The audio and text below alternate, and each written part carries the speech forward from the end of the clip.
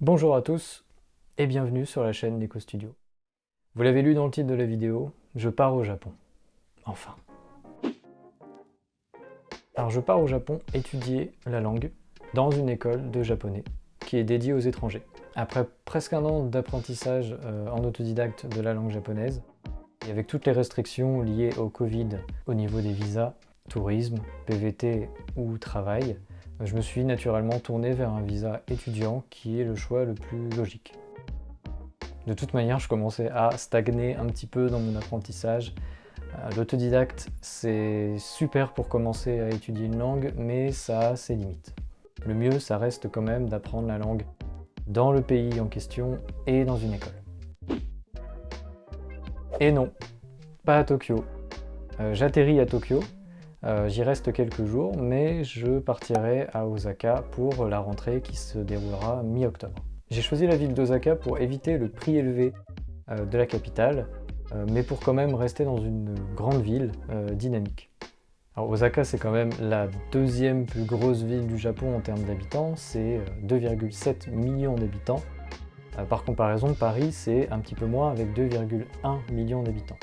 Et Tokyo, on arrive à 13,5 millions d'habitants, et là on ne parle que des villes intramuros, parce que si on agrandit aux agglomérations, les chiffres augmentent très vite. Mais je vous ferai une vidéo là-dessus plus en détail, parce qu'il y a vraiment beaucoup de choses à dire sur la démographie entre les grandes villes japonaises et les grandes villes françaises.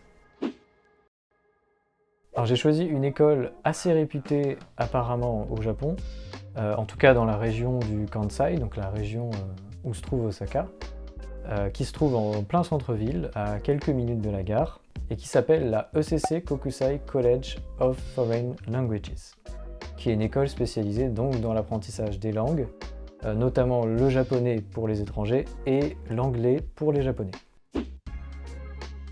Alors à l'heure du tournage de la vidéo, je suis en contact avec une share house, donc c'est un espèce de mix entre une grosse colocation et un hôtel. C'est quand même une trentaine de personnes qui sont dans la même maison ou le même immeuble en fonction des tailles. Là, ce sera un petit immeuble.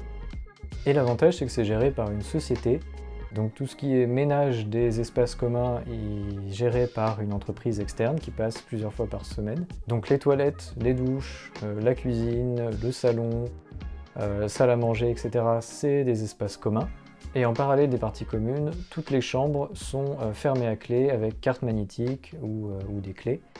Un petit peu comme à l'hôtel, hein, vous avez votre propre chambre privée ou une chambre partagée à deux personnes du même sexe évidemment. J'ai vraiment hâte d'emménager là-bas, même si c'est pas tout proche de l'école. Rencontrer 30 personnes de nationalités différentes, il n'y aura pas que des japonais. Ça va être une expérience très enrichissante. Le projet global, c'est d'en apprendre le plus possible. Sur le pays, sur le Japon, sur les japonais eux-mêmes évidemment, sur les étrangers qui viennent y apprendre le japonais comme moi, sur les autres, sur la culture, sur les traditions, sur le système japonais qui est extrêmement différent du français sur certains points, mais aussi et surtout sur moi-même. Alors, je vais rester entre 6 mois et 1 an selon si je trouve un travail sur place pour pouvoir payer le logement, les études, la vie sur place tout simplement. Mais à la suite de cette expérience, soit je serai tellement conquis et à l'aise que je ferai tout mon possible pour continuer à vivre au Japon, ou alors je me serais peut-être aperçu de certaines limites, soit pour ma compréhension de la langue ou de la culture, et je reviendrai en France pour y travailler. Merci d'avoir regardé jusqu'au bout. Vous pouvez vous abonner à la chaîne pour ne pas manquer les futures vidéos.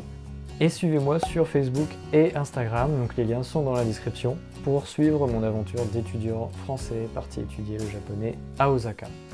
A très vite, bye.